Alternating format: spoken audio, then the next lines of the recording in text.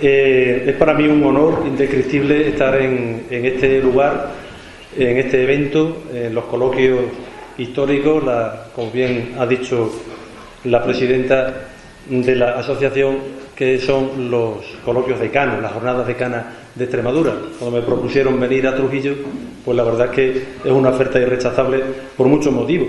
En primer lugar, porque era una manera de dar salida a una documentación que tenía recogida del archivo municipal desde hace bastante tiempo y que no ha salido todavía a la luz. En segundo lugar, por el hecho de estar en Trujillo, que siempre es una alegría, y más en este sitio, en el Salón de Pleno, porque venir a hablar del ayuntamiento y tener que dictar la conferencia en el Salón de Pleno, pues la verdad que es un sitio muy oportuno, aunque no sea el ayuntamiento original, pero seguro que habrá heredado el espíritu de los gobernantes trujillanos del siglo XVIII. Bien, pues sin más preámbulos voy a empezar esta conferencia, esta ponencia, que tiene 6 partes. Empezaremos hablando del ayuntamiento en su entorno geopolítico, luego los dirigentes políticos del 18, los que presidían el ayuntamiento, el corregidor y alcalde mayor, que son agentes del rey. A continuación, el cuerpo de regidores. Por regidores ya les aclaro que me refiero a los concejales del siglo XVIII, los representantes del común, personeros, diputados, esmermeros, y luego pues la política que se desarrollaba más allá de Trujillo, la proyección política de la ciudad ante las instituciones de la monarquía. Para hablar brevemente de la temática central de estos coloquios, que es sobre la ilustración. ¿Hubo ilustración en Trujillo? El ayuntamiento y su entorno.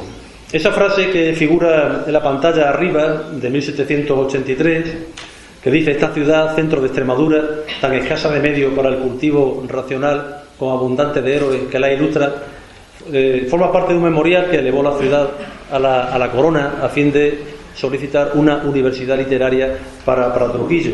Es una frase muy significativa porque con todo lo corta que es, y sin embargo contiene 3 elementos que van a ser el hilo conductor de esta ponencia. En primer lugar, habla de que Trujillo es el centro de Extremadura. No significa exactamente que sea la ciudad medular, que sea céntrica, sino por el centro es algo más.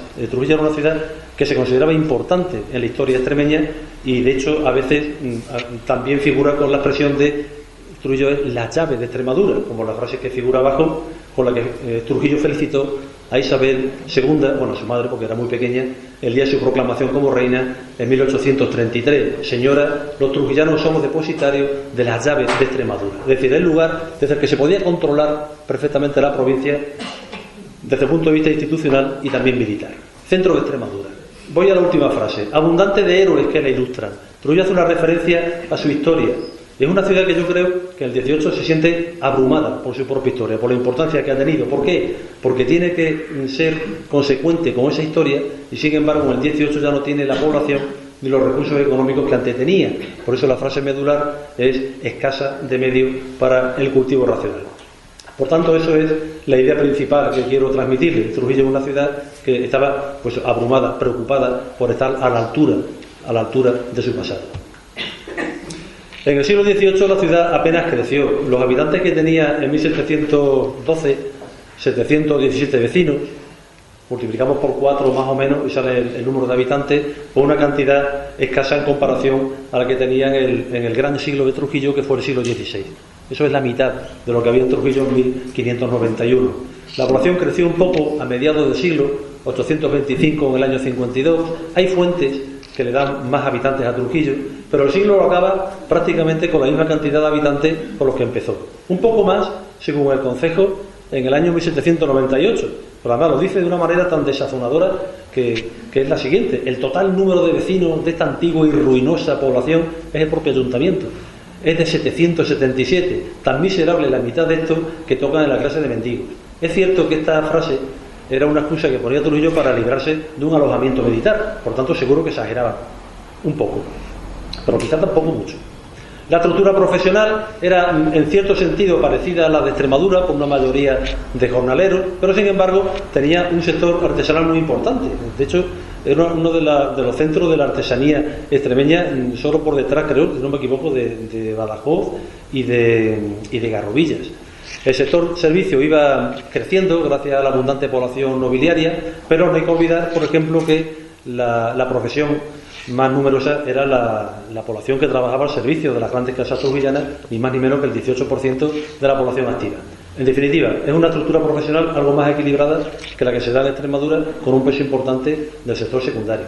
Y el equipamiento religioso heredado de antes, con 5 parroquias, 9 conventos y 4 hospitales, de los cuales 2 ya habían cerrado. En el plano de Trujillo podemos apreciar que la ciudad en el siglo XVI había sobrepasado los límites de la villa y se había extendido, pues por una parte ya bastante considerable. No obstante, aunque aquí ponga, este es un plano que me ha facilitado, por cierto, el cronista oficial, José Antonio Ramón Rubio, también he consultado los planos de Javier Pizarro, y bueno, la mayoría de los autores coinciden en que Trujillo no creció apenas en el siglo XVIII y que la mayor parte de esta expansión se debe al siglo XVI. El ayuntamiento estaba situado en la Plaza Mayor, donde hoy día están los juzgados. El cuerpo político municipal es un trasunto del cuerpo político nacional, es decir, el rey por una parte y por otra parte el reino. El rey y el reino se juntan en las Cortes a nivel municipal. El rey envía a 2 agentes, el corregidor y el alcalde mayor, que se reúnen con los regidores o también llamado el cuerpo de ciudad. La palabra ciudad se refiere más al regimiento que a la parte del rey, que se reúnen, que se ayuntan en el salón de pleno, ¿vale? La palabra ayuntamiento, como saben, viene de ahí, de reunirse. Y en la base de todas están un cuerpo muy numeroso de oficiales que trabajan en el día a día municipal, en todas las facetas. Tengan ustedes en cuenta que en el siglo XVIII el municipio era una institución importantísima en España. No había instituciones intermedias entre la corona y el poder municipal. No había comunidades autónomas, no había poder regional. Los ayuntamientos eran entonces los que financiaban la monarquía. Ahora más bien ocurre al contrario.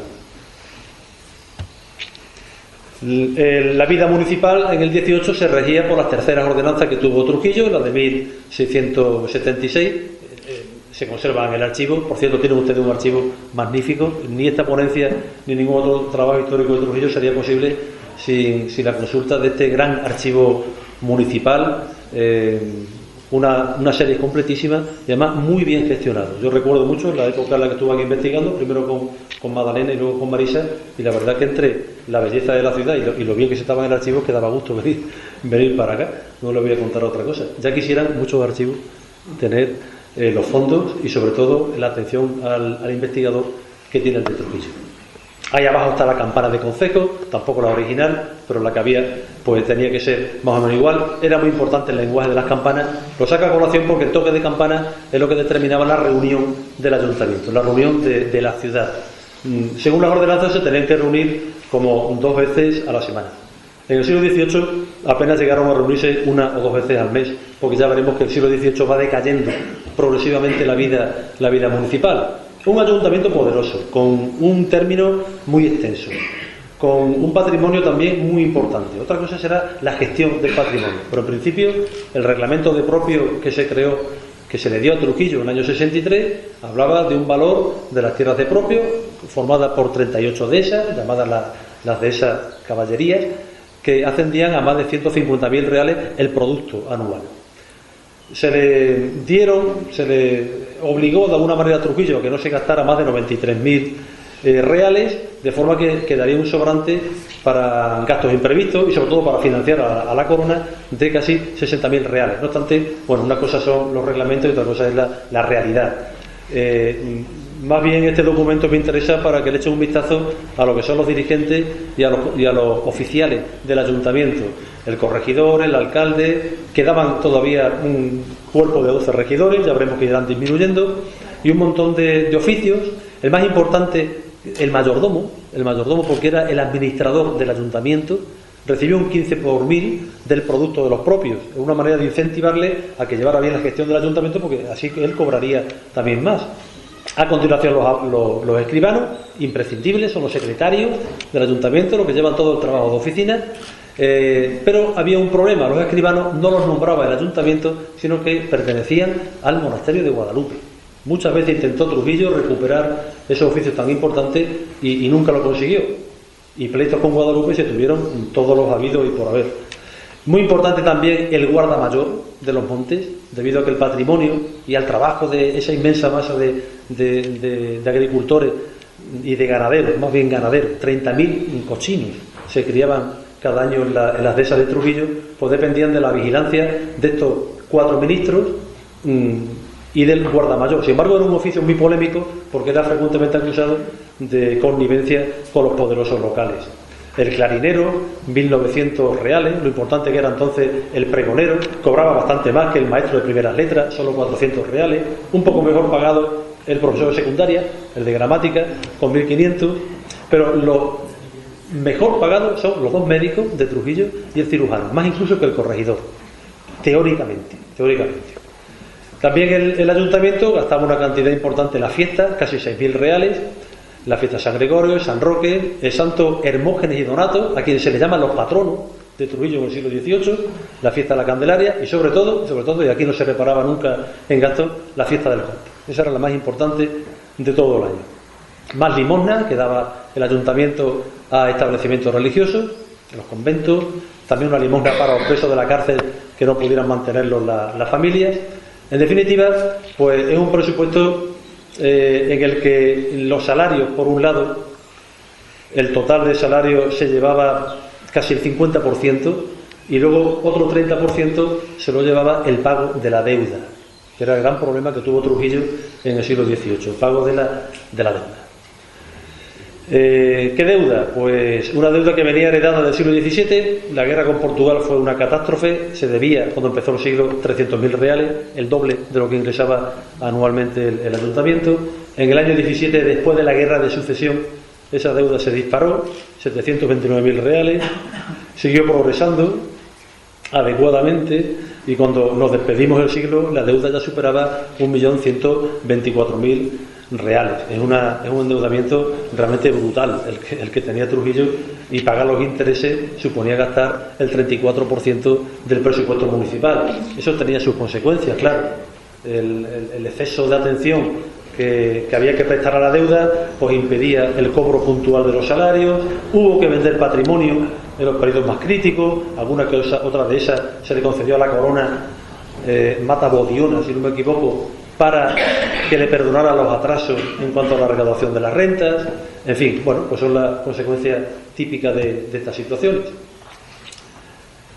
El día de San Andrés, que hoy me he enterado por el señor alcalde la significación que tenía para Trujillo, era el día de la feria ganadera, era también un día muy importante para el ayuntamiento, porque ese día se repartían todos los oficios y los regidores se repartían las comisiones, de manera que cada uno ya sabía lo que tenía que hacer durante el resto del año. Ese día también se repartía el salario de los oficiales, de los agentes reales y de los regidores. Se repartía el de los regidores en especie, gallinas vivas, se les daban el día de San Andrés, y a veces, aunque no siempre, carneros. Esto es una tradición ancestral que viene de la Edad Media, muy criticada, y como era muy criticada, la ciudad consiguió un privilegio real que le garantizaba que esos salarios eran legales. Los reyes católicos le permitieron seguir repartiendo gallinas y carneros, y no eran pocos. A veces salían con más de 100 gallinas cada concejal el día de San Andrés. Yo no he visto otro ayuntamiento en Extremadura en el que salieran tan bien parados los concejales como en Trujillo. En todo se repartía alguna propina, pero en Trujillo era realmente una propina hermosa.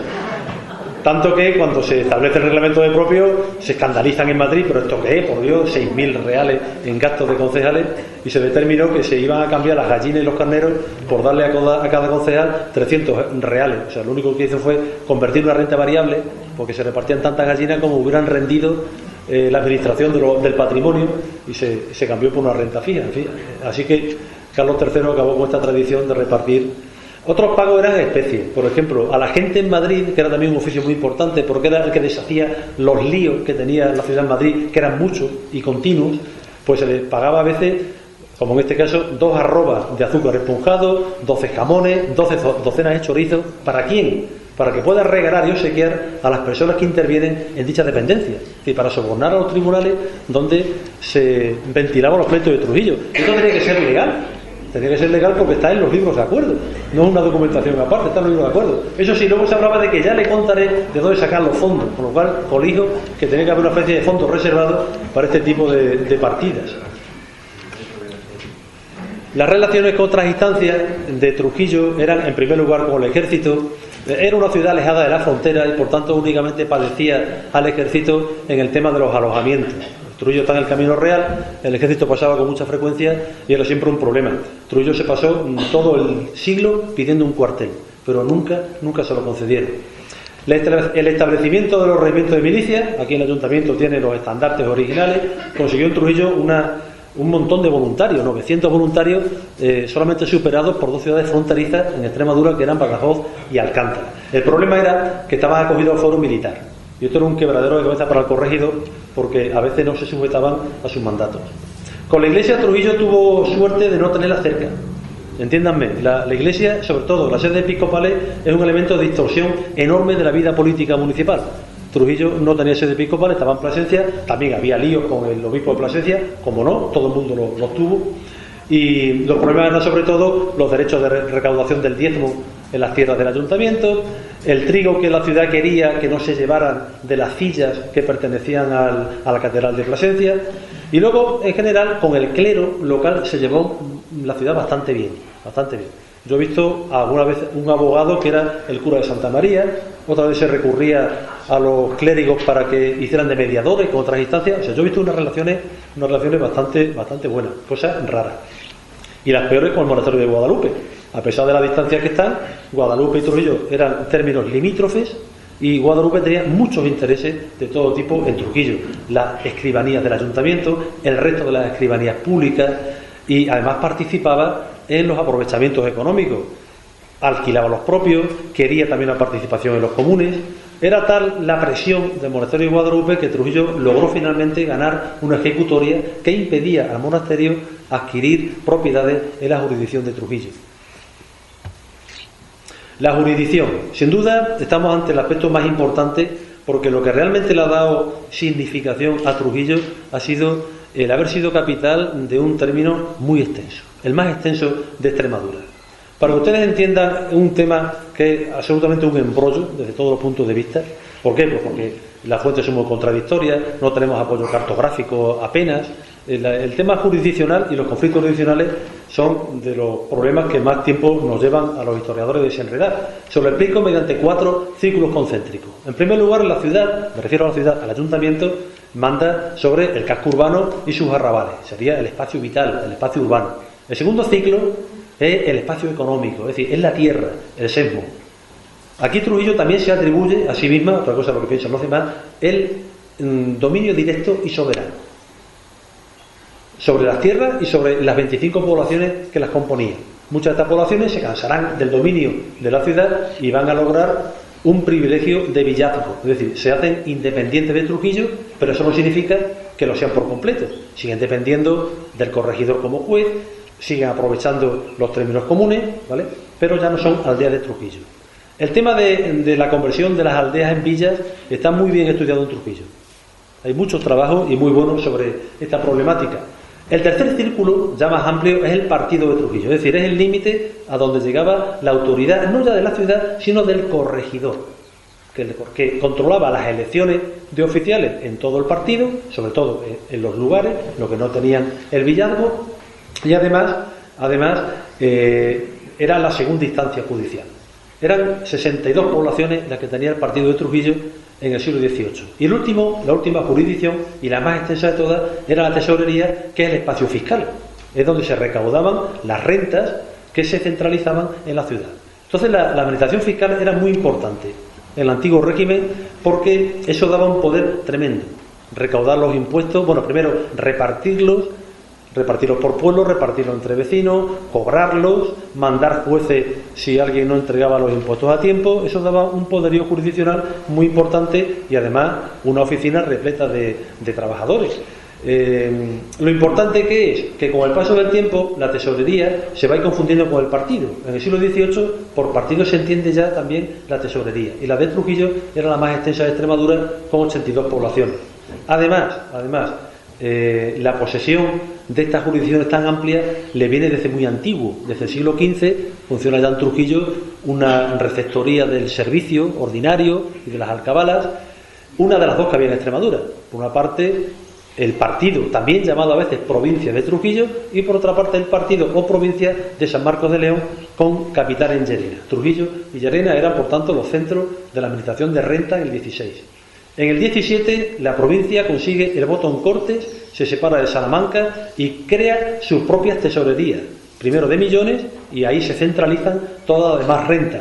¿Lo importante qué es? Pues lo importante es que Trujillo amplía el partido agregándosele otras poblaciones que ahora veremos en el mapa. Además, le corresponde el primer turno de intervención en las Cortes de la Monarquía, se centralizan en la ciudad todas las arcas de renta de la provincia y por tanto Trujillo es la primera capital que tuvo Extremadura en el año 1655 y mantuvo esa capitalidad hasta que las arcas finalmente se trasladaron a Badajoz. Este mapa, que conseguimos elaborar después de 24.000 quebraderos de cabeza, contempla el de la izquierda los partidos que había en Extremadura. Ese es el de Trujillo, que está de color lila, como ven, más extenso junto con el de Llerena.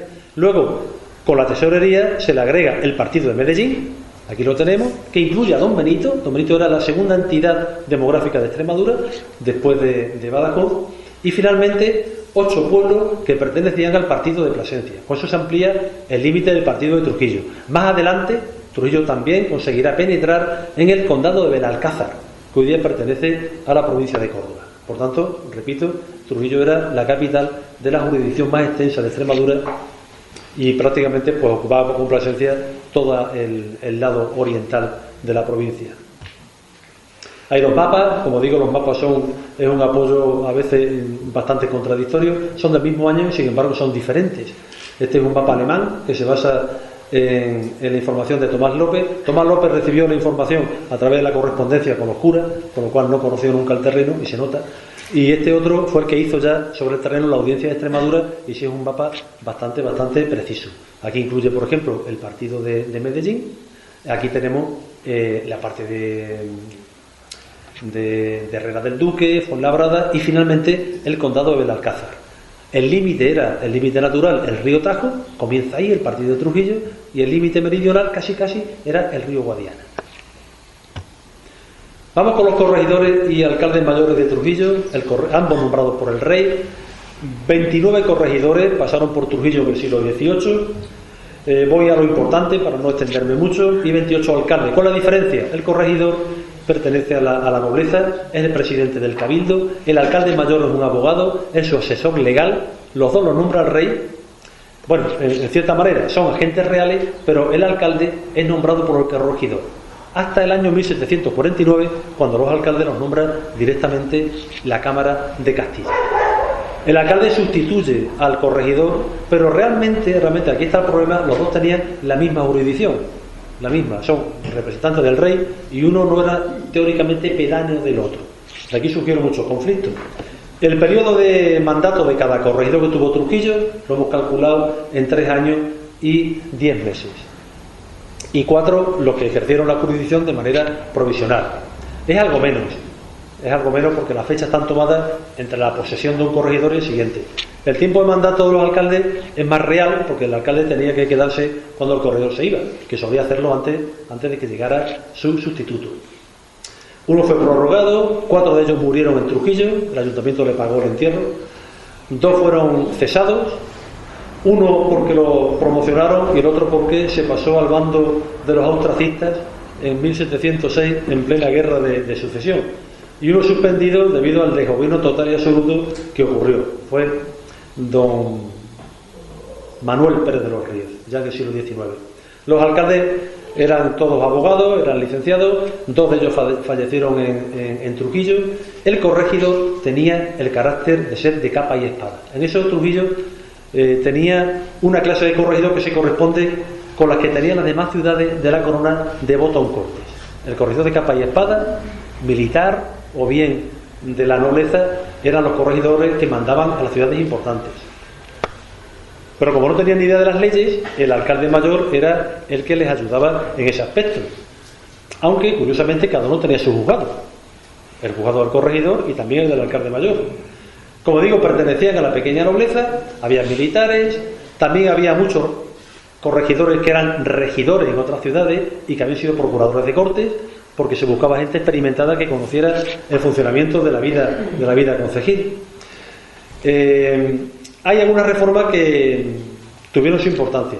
La primera fue la de 1784, cuando Trujillo ya había perdido bastante prestigio a nivel institucional y se ordenan todos los corregimientos de la corona en 3 clases y a Trujillo le corresponde la primera o de entrada, que es la menos importante. Eso significa que las personas que vienen ahora a Trujillo ya no vienen del circuito de las ciudades importantes, sino que son corregidores con un nivel ya un poco más bajo.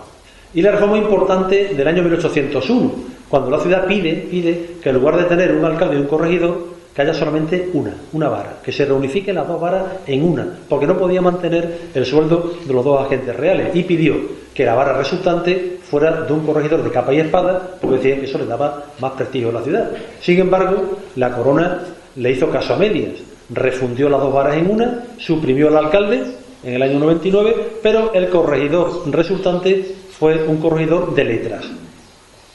El corregidor letrado, el problema que tenía, claro, que no congeniaba muy bien con lo que era la naturaleza sociológica del regimiento, con regidores casi todos extraídos de la nobleza. Así que las broncas fueron tan grandes que a los 10 años volvieron a pedir la recuperación de las dos varas, por una parte el corregidor y por otra parte el alcalde, pero ya no fue posible. Bueno, los salarios, pongo ahí una cifra aproximada porque la verdad que es un lío saber cuánto cobraban realmente. El corregidor, por ejemplo, en el reglamento de propio sale por 2.900 reales, pero hemos visto partidas que ascienden hasta casi 20.000 reales. El problema es que el corregidor llevaba varias subdelegaciones y cobraba por cada una de ellas, por administrador de renta, por administración de montes, etcétera. Mientras que el alcalde pues, era un oficio bastante más modesto. El mejor sueldo que cobró un alcalde fue de 4.400 reales, menos que los médicos. ¿Qué problemas tenían en Trujillo los agentes reales, el corregidor y el alcalde? Bueno, aquí una frase que lo dice todo. Estando bien querido el dicho corregidor de todos los pobres, están opuestos a él los caballeros. Es decir, si el corregidor actuaba a favor del pueblo, perjudicaba a los poderosos, porque no los manejado como otros corregidores. Es decir, cuando fallaba la connivencia, estallaba el conflicto. Primer conflicto, los salarios. Siempre querían cobrar más de lo que la ciudad podía pagarle. Segundo, la fianza. Cuando toman posesión, tienen que afianzar el cargo, depositar una cantidad y a partir de ahí cobrarse las posibles quiebras que hubiera en su gobierno. A la ciudad le daba un poco de vergüenza pedirle la fianza al corregidor. Y el corregidor pues se sentía un poco, como decía yo, sonrojado cuando se la pedían, porque era una cuestión de confianza. No obstante, en cuanto había el primer conflicto, la ciudad pedía la fianza al corregidor. Y de ahí venían siempre muchos problemas. El control de los oficiales. Los oficiales del ayuntamiento pertenecen a la ciudad, no son del corregidor. El corregidor no tiene empleados propios, no tiene un aparato funcionarial o burocrático. Depende de lo que la ciudad le proporcione. Y por tanto, o se lleva bien con la ciudad, pues el corregidor prácticamente está solo. El tercer problema, o el cuarto, sería de la bicefalia. Es decir, a veces son difícilmente compatibles un corregidor con el alcalde, aunque sea nombrado por él. Había confusión de competencia y a veces estallaba también el conflicto. Lo peor, el abuso de autoridad. El corregidor es la primera autoridad de Trujillo. Podía decir esto es lo que hay que hacer. Le asistía la razón y teóricamente el apoyo de la superioridad, pero si ejercía un abuso de autoridad, rápidamente se enfrentaba a un conjunto de regidores que tenían medios más que suficientes para hacerle la vida imposible a la gente del rey. Aquí ocurrieron conflictos gravísimos en Trujillo con los corregidores, cuando el corregidor pues no quería connivir con los regidores, que también era un problema, porque si el corregidor connivía con los regidores significa que atendía a los intereses de los poderosos y dejaba a los pobres orillados. Con lo cual, cuando aparecieron los diputados del común y los personeros en 1766, denunciaron que los corregidores no podían estar en connivencia con los regidores. Los regidores, si no resultaba esa connivencia, recurrían a las coacciones. En el año 1719, por poner un solo ejemplo de los muchos conflictos que hubo entre las dos partes de la corporación, al corregidor Matías Crespo le formaron una mariquilla, a ver si recuerdo el nombre, mariquilla con fuegos y cencerros. Era una especie de scratch moderno, es decir, los vecinos iban a la puerta de la casa del corregidor y se ponían a insultarle y tocaban cencerro y encendían fuego, porque se lo hacían ya de madrugada para asustarlo al hombre. En ese año pues a uno se le fue la mano y quemó la casa del corregidor, de manera que hubo un pleito tremendo y además, curiosamente, ahí salen implicados los regidores, hay regidores haciendo la mariquilla, estaba también, curiosamente, el alcalde mayor, estaba un presbítero, había letrados, es decir, el regimiento, los concejales, tenían una capacidad enorme de involucrar a la población contra el corregidor, cuando le interesaba. ¿Quiénes eran los regidores? Pues los regidores, había de 33 a 35 oficios de regidores perpetuos, dependiendo de la fuente. Yo creo que son 33, pero bueno, la ciudad dice que eran 35. Da igual, porque no se alcanzó esta cifra ni de lejos en el siglo XVIII. Solamente 72 regidores llegaron a tomar posesión entre esas dos fechas que tenemos aquí, pero de esos 72, únicamente 41 perpetuos. El resto fueron nuevas figuras que van apareciendo con el siglo, que ahora les explicaré. La tendencia además es decreciente. En la primera mitad del 18 el ayuntamiento todavía conserva bastante vigor y los regimientos se van renovando, pero la segunda mitad es catastrófica. Hay 20 años en que no se presenta ningún título, con lo cual el regimiento se va haciendo cada vez más pequeño y más envejecido. Había dos maneras de transmitir una regiduría. Las regidurías son cargos de propiedad privada. No se someten a elecciones, como hoy día los concejales, sino que se tiene por una compra que hicieron de ese oficio en el siglo XVII, y como son propiedad particular, los propietarios pueden transmitirlo a quien quieran, utilizando distintos procedimientos, 6 en realidad. Unos en los que transmitía el ejercicio, pero se quedaban con la propiedad del oficio, y en el otro en el que transmitían también la propiedad. Esto es una manera un poco difícil de entender la función pública actualmente, pero que era normal en el antiguo régimen. Por ejemplo, lo más normal era que el oficio se dejara en herencia a uno de los hijos o a otro familiar, pero también se podía vender. Hubo muy pocas compraventas en Trujillo, una solamente en el 18. O se podía renunciar la propiedad ante notario. Ahora, que no se quería desprender del oficio el propietario, pues podía nombrar un teniente, pero este privilegio únicamente lo tenían 2 regidores en Trujillo, el alférez mayor y el depositario general. El depositario general desaparece, el alférez mayor, sin embargo, permanece hasta el fin. Además, el alférez mayor, los marqueses de la Conquista, ejercen el alferazgo hasta que se suprime la figura del regidor perpetuo en 1835. Una renuncia muy común era por incapacidad, cuando el oficio, como son propiedades privadas, recae en una mujer que no puede ejercerlo o en un menor de edad. En ese caso, puede nombrar a alguien que lo ejerza en su nombre. O también una renuncia en la que solo se cede el ejercicio, pero no la propiedad. Había muchas clases de regidores, y eran poquitos, pero a la nobleza la cuestión de la jerarquía es que le encantaba. Primero tenemos los perpetuos preeminentes, es decir, eran los que tenían un voto anticipado sobre los demás. El alférez era el primero que votaba y además era el que tremolaba el pendón de la ciudad cuando había una proclamación de rey. Es por tanto el primer regidor en los actos públicos y el primero que interviene en el ayuntamiento. Y el depositario general, que es un oficio que se renueva a principios del 18 pero que desaparece pronto. Luego tenemos a los perpetuos, regidores perpetuos que pertenecen a la nobleza, también llamados regidores de precedencia. Los apellidos que nos encontramos en el 18 son estos básicamente que tenemos aquí: Herrera Loaiza, Orellana Tapia, Eraso Tapia Paredes, de las casas Orellana Pizarro y Quiñones, que era el marqués de Lorenzana, con el que creo que no tengo nada que ver. Aunque bueno, si aparece una herencia, tampoco está mal que me avisen. Tenemos luego los regidores perpetuos, llamados perpetuos ciudadanos, porque proceden de familias que son también oligarquías, son familias poderosas, pero que no son nobles. En este sentido, el ayuntamiento trujillano no es un ayuntamiento cerrado como el de Cáceres, en el que todos los oficios regidores tenían que pertenecer forzosamente a la nobleza. Aquí no, aquí también compraron oficios otras personalidades relevantes del mundo de la finanza, de las letras, y iba a decir, no había ningún problema. Sí, claro que los hubo. Lo hubo en el sentido de que los primeros querían preceder a los segundos. No obstante, nunca lo obtuvieron esa preeminencia.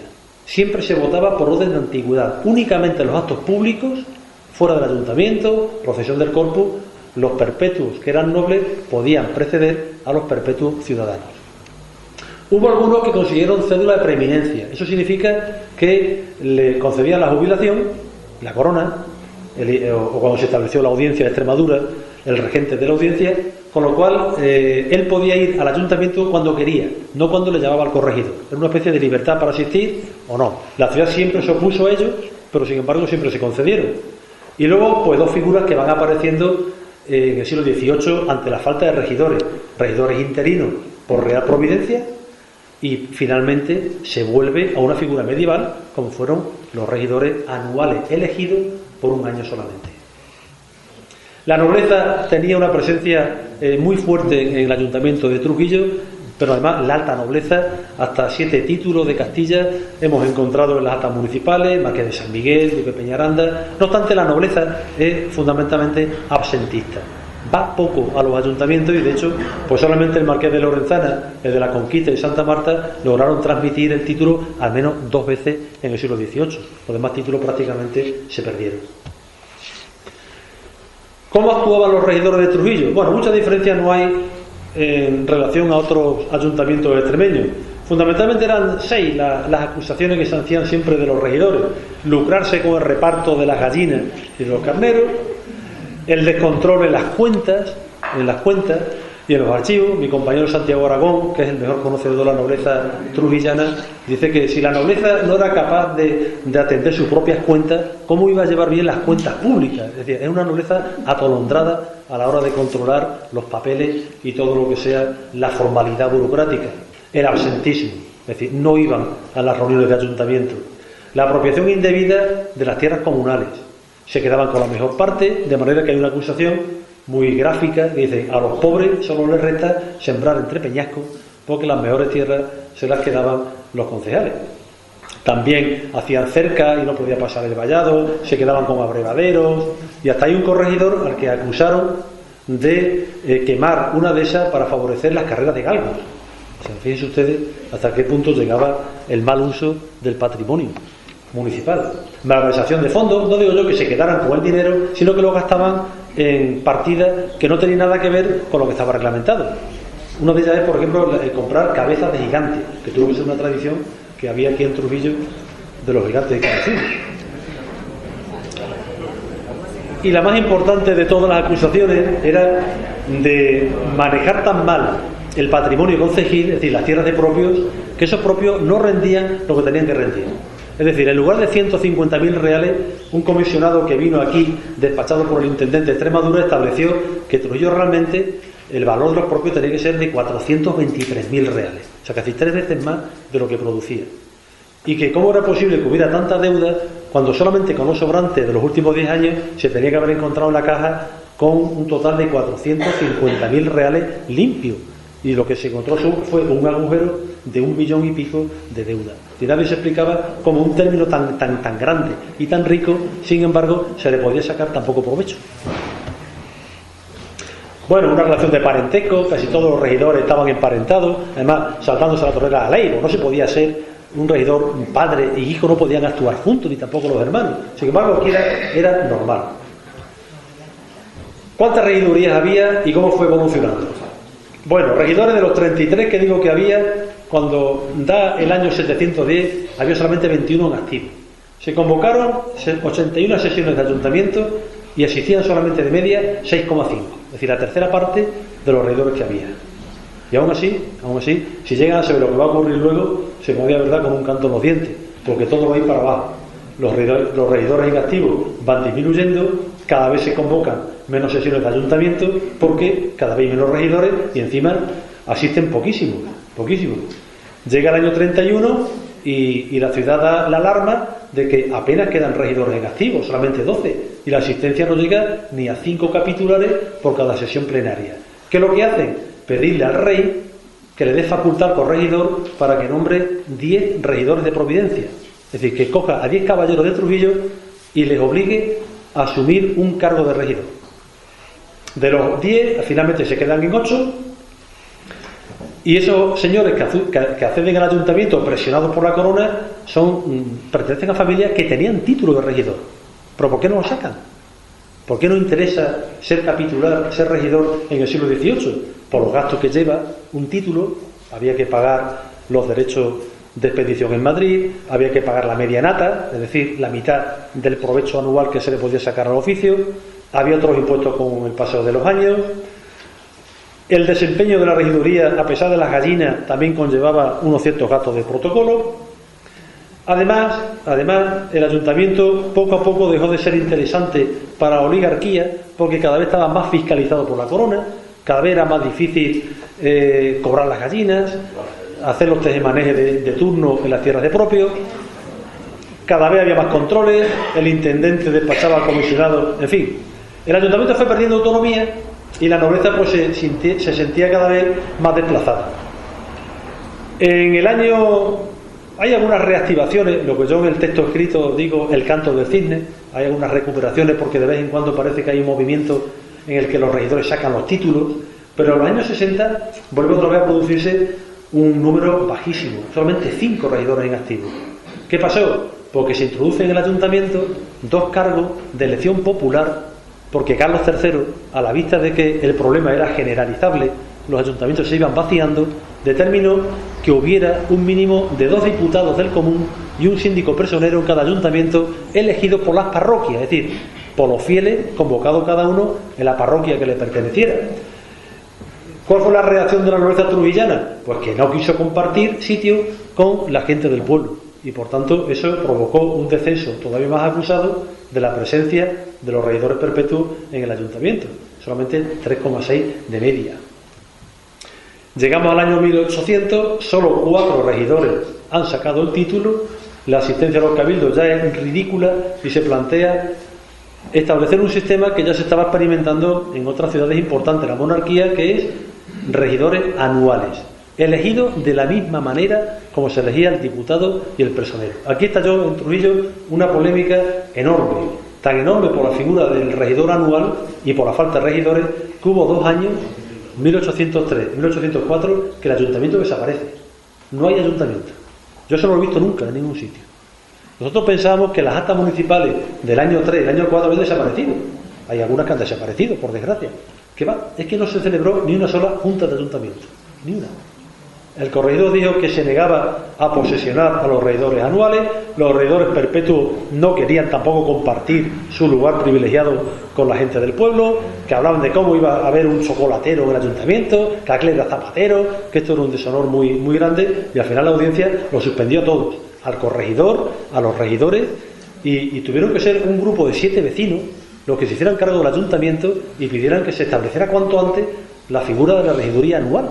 Y así empezó otra vez a funcionar el ayuntamiento con regidores anuales en el año 5, 1805. Y poco a poco fueron volviendo, con mucho trabajito, los perpetuos que quedaban, entre ellos el incombustible Marqués de la Conquista, y también el último Lorenzana que quedaba por ahí todavía, y el Marqués de Santa Marta. Bien, claro, la falta de regidores provocaba esa queja. De día y de noche nos falta tiempo para los negocios públicos. Los regidores anuales, por tanto, provocaron una enorme polémica, y era más bien una polémica por la manera de nombrarlos. Primero, por si había necesidad. La nobleza decía que no, que lo que tenían que hacer los nobles es sacar los títulos que tenían y venir al ayuntamiento. Pero claro, eso ya era una batalla perdida. En la segunda polémica era cómo designar a los regidores anuales. La audiencia quiso que se designaran igual que se nombraban a los diputados y a los personados, es decir, el pueblo reunido a las parroquias. Pero curiosamente, los primeros regidores anuales, los primeros 4, los nombró el regente de la audiencia. Y estos 4 nombraron a su vez a sus sucesores, que fueron ya 8. Y se despierta una polémica entre los regidores y el regente, porque los dos querían nombrar a los regidores de Trujillo. Y nadie hacía caso a la primera providencia, que era que se eligiera en las parroquias. Finalmente no hubo más remedio que devolver ese derecho de elegir los regidores al pueblo. ¿Se podría decir que los regidores anuales fueron los primeros liberales que gobernaron Trujillo? Sí, sí. De hecho, algunos regidores que participan en las instituciones liberales comienzan a ejercer ahora. Entre ellos Chávez, capristano, que fue procurador, diputado de Extremadura en las Cortes de Cádiz, aunque no llegó a ejercer porque, como saben, murió por el camino. Fue uno de esos regidores anuales que se nombraron ahí. Es decir, en los regidores anuales podía entrar cualquiera, gente de la nobleza o un simple artesano. En principio, lo que decidieran las parroquias. Ahora, los propios regidores anuales reaccionan bastante mal cuando la nobleza, a la altura ya del año 18, pide que esos regidores pertenezcan mitad de oficio, mitad a la nobleza y mitad al pueblo. Que es como se hacía en la Edad Media. También es como se hacía en la Edad Media nombrar los primeros concejales, cada año. Si estamos volviendo a la esencia del concejo, cuando en época de la Reconquista se determina que en lugar del concejo abierto, donde iban todos los vecinos, hubiera una representación reducida que formara el ayuntamiento. Y esos primeros ayuntamientos medievales nace en un sistema democrático, entre comillas, que era por elección directa. Fíjense ustedes, después de 7 o 8 siglos, por fin volvemos otra vez al origen del municipio. Ahora, ¿qué pensaban los anuales de sí mismos? ¿Que eran regidores democráticos? No, que va, ni mucho menos. Ellos decían, por ejemplo, si la nobleza procura evitar la democracia, es por establecer la aristocracia. Los dos son malos y no se sabe cuál es peor. Es decir, los propios regidores anuales estaban en contra del sistema democrático. Entonces, aquí hay que tener cuidado. No es lo mismo la democracia que el liberalismo, ¿vale? El liberalismo supone una superación del gobierno oligárquico, pero no es todavía el sistema democrático. Los propios regidores anuales, por tanto, quisieron también mantener sus privilegios y que se reprodujeran a partir de sí mismos en lugar de someterse a las elecciones anuales. La proyección política del ayuntamiento de Trujillo se hacía de muchas maneras. Aquí tengo una lista de trujillanos que desempeñaron oficios importantes en la monarquía. Destaca, por ejemplo, el propietario de este palacio, el marqués de Piedrasalva, que además de grande de España llegó a ser presidente del Consejo de Órdenes y consejero de Hacienda. El ejercicio del voto en Cortes para Trujillo siguió siendo importante, aun cuando estamos en un siglo en el que el Parlamento no funciona. Entonces, ¿cómo puede ser importante pertenecer al Parlamento si no funciona? Pues porque, aunque no se manden, como antes, diputados a Madrid, pero sin embargo, el ser ciudad de voto en Cortes, que es una titulación que la ciudad ponía siempre en el encabezado de su documentación, proporcionaba otras muchas ventajas. Por ejemplo, como el rey, a pesar de lo absoluto que era, no podía poner impuestos sin el consentimiento del reino, eran las ciudades de voto en Cortes las que tenían que prorrogar impuestos nuevos como el de la sal o cada prorrogación de los millones. Esas son las fechas en las que Trujillo, junto con su compañera de turno, que era Mérida, eran 6 ciudades con voto en Cortes: Plasencia, Alcántara, Cáceres, Badajoz, Mérida y Trujillo. A cada corte iba un regidor de 2 ciudades. Y el primer turno fue Mérida y Trujillo. O mejor dicho, Trujillo y Mérida, porque en el sorteo salió primero Trujillo. Por eso digo que fue la primera capital extremeña. También le correspondía al Ayuntamiento de Trujillo conceder naturaleza a los extranjeros. Esto era una decisión que correspondía únicamente a las ciudades de voto en corte. Cada vez que se fundaba un convento en España, un hospital religioso o un colegio, requería también la licencia del Ayuntamiento trujillano. Se correspondía con las otras ciudades de voto en corte. El circuito político que había en Extremadura en el 18 era fundamentalmente el de las 6 ciudades de voto en corte. Y la más activa de todas, en la primera mitad del 18, fue Trujillo, de donde salieron buena parte de las iniciativas importantes que hubo, que es un tema, por cierto, que digno de estudio, porque nos pensamos que Extremadura no existía en el 18, que no había una acción política, y sí la había. Lo que pasa es que es una cuestión que está todavía enterrada en los archivos. Tenía una correspondencia directa con la corona, es decir, podía mandar un regidor a Madrid en cualquier momento a felicitar a los reyes, a proponer algo delante de la misma persona del rey, tenía el derecho a celebrar las exequias de los familiares del rey que morían, y por último, pues elegir diputados y procuradores, y una figura también nueva y pendiente de estudio, que es el diputado general de Extremadura a la Corte, Vicente Paíno, fue el primer diputado. Esos son los procuradores que tuvo Trujillo en el siglo XVIII. Fernando de Orellana, que acudió al juramento de Luis I, del futuro Luis I, en el año 1709. El regidor más poderoso de Trujillo del XVIII, don Antonio de Eraso, que va a las Cortes del año 24 y 25, y que a partir de la correspondencia con su ciudad hemos podido averiguar qué pasó en esas Cortes, que son una de las Cortes más misteriosas que hubo en España, porque el rey convoca Cortes en el año 24 y expulsa a los procuradores de Madrid en el año 25 sin haber celebrado ninguna sesión. Y a través de la correspondencia de Trujillo hemos podido averiguar qué fue lo que ocurrió. Entre otras cosas, el miedo que le tenía el rey a los procuradores catalanes. Ya estaban así en el siglo XVIII. El marqués de Santa Marta representará a Trujillo en las Cortes que proclamaron a Carlos III, y finalmente fueron 2 regidores, uno perpetuo, Lesmes Bravo, y otro anual, Antonio Espina, los que representaron a Trujillo en las últimas Cortes del antiguo régimen. Me estoy refiriendo a las Cortes antiguas, no a las Cortes constitucionales, que fueron las que proclamaron a Isabel II como reina de España en 1833. Antonio de Eraso es una persona digna de estudio por un montón de motivos que me es imposible detenerme en ello. Pero también Manuel Mano de Molina, diputado de Trujillo entre el año 18 y el año 28 con la interrupción del trienio en el que cesó, que era médico y que fue una persona que participó en todos los gobiernos de la ciudad, fueran del signo político que fuera. Desde la Guerra de la Independencia hasta 1840. Fue alcalde constitucional, fue regidor perpetuo, fue diputado en la Diputación Antigua, fue luego senador en las Cortes Constitucionales e incluso creo que fue republicano, aunque este último extremo lo tenemos todavía que confirmar.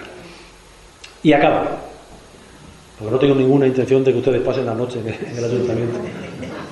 ¿Hubo ilustración en Trujillo? Porque es el tema de los coloquios. Pues sí que la hubo, claro que la hubo. En Trujillo hubo ilustración, ¿cómo no la va a ver? No sé si la habría en España, pero en Trujillo desde luego la hubo. Hubo una Real Sociedad Económica de Amigos del País, que fue un privilegio que tuvieron muy pocas ciudades. Y además, se sabían perfectamente cuáles eran las claves de este nuevo pensamiento. Primero, la fisiocracia, es decir, la idea de que la agricultura era la base de la riqueza de una nación, y también la educación como instrumento de progreso. Eso lo sabía muy bien el ayuntamiento porque, por ejemplo, en el año 1798 el rey le propone a Trujillo ser la sede de un congreso de tácticas militares. El congreso está muy bien si no fuera porque había 400 congresistas militares que tenían que alojarse en las casas particulares, y Trujillo dice porque aquí no había medios para alojar a esta gente y que lo que tenía que hacer el rey era despachar el congreso a Villanueva, Don Benito, dice, por ser abundante de vecino y rico.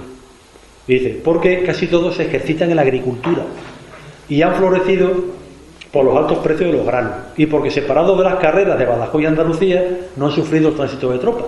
Si Trujillo veía una desgracia, lo que hoy día es una ventaja, que es el estar cerca de las vías de comunicación.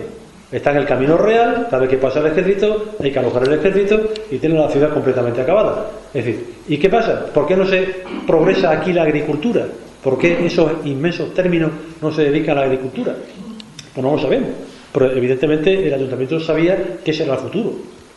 Pidió una universidad en el año 1783, dice, por ser en beneficio del fomento de este pueblo, educación de jóvenes y alivio de la provincia. ¿Qué contesta Madrid? Dice, la muchedumbre de personas que dedican sus hijos a la carrera literaria y la proporción de mantenerlos a menos costa en sus propias casas defrauda en mucha parte la aplicación de las artes, los oficios y aún la cultura de los campos. Es decir, que eran más útiles trabajando en el campo que yendo a educarse a las universidades. Decía, y quedan finalmente con poca aptitud para dedicarse a trabajos corporales, es decir, que se ponía a estudiar, pues se envanecía y luego ya no había manera de que trabajara de menestral o en el campo. Bueno, pues esto era la opinión de la presunta monarquía ilustrada a la altura ya de 1783. Hace 110 años antes, en pleno siglo del Barroco, la corona contestó a Fuentes de Canto exactamente con las mismas palabras cuando pidió permiso para crear un colegio jesuita.